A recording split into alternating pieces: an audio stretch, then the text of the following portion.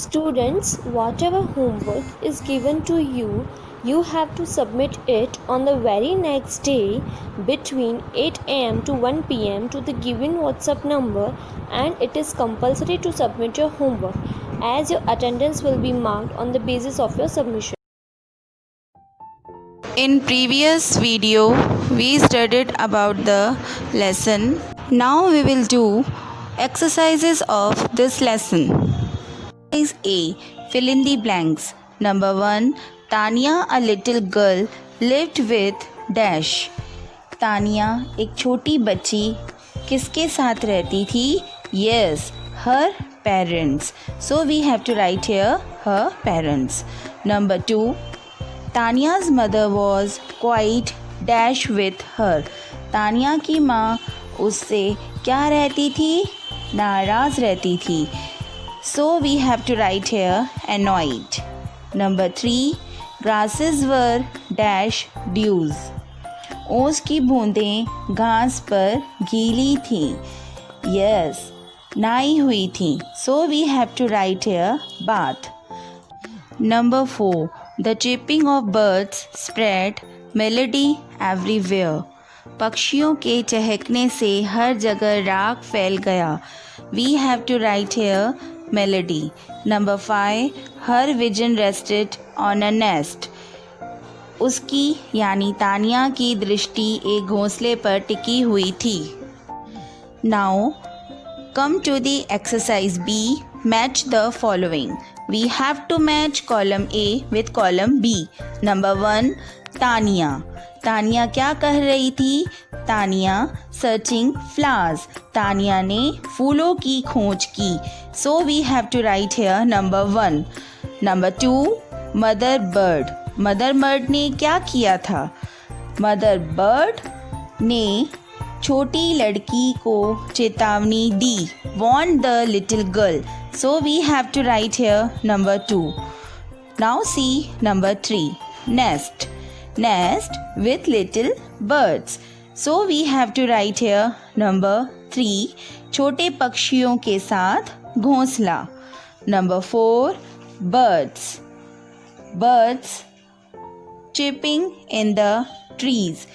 So we have to write here number 4. पेड़ों में चहकते हुए पक्षी. Now see number 5. Mother.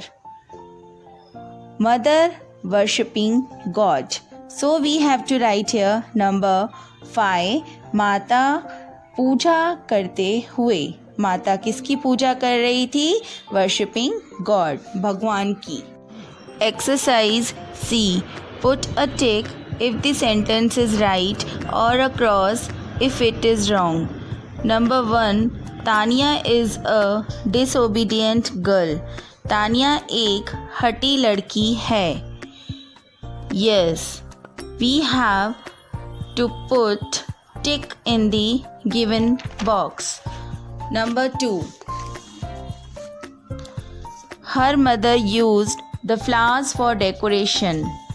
उसकी माँ ने सजावट के लिए फूलों का इस्तेमाल किया. No, we have to cross in the given box. Number 3. There were 3 baby birds in the nest. घोंसले में 3 बच्चे पक्षी के थे. Yes, so we have to put a tick in the given box. Number 4. Mother do not love and care for their children. माता अपने बच्चों के लिए प्यार और देखभाल क्या नहीं करती हैं? Yes, करती हैं, पर इस सेंटेंस में कहा जा रहा है नहीं करती हैं. So we have to put a cross here.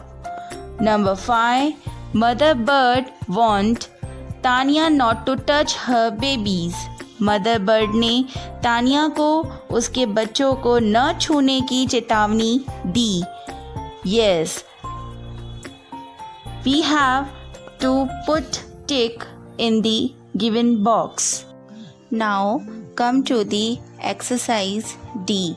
Short answer questions. Number 1. Who is Tanya? Tania कौन है?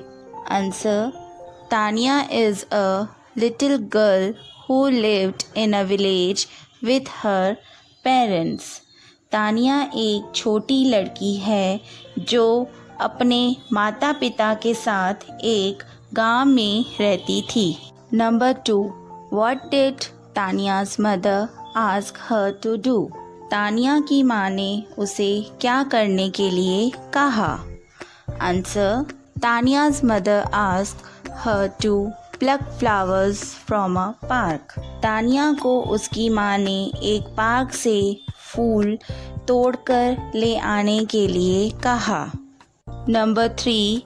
While enjoying the surroundings, what did she see in the park? Park के आसपास का आनंद लेते हुए तानिया ने क्या देखा? Answer.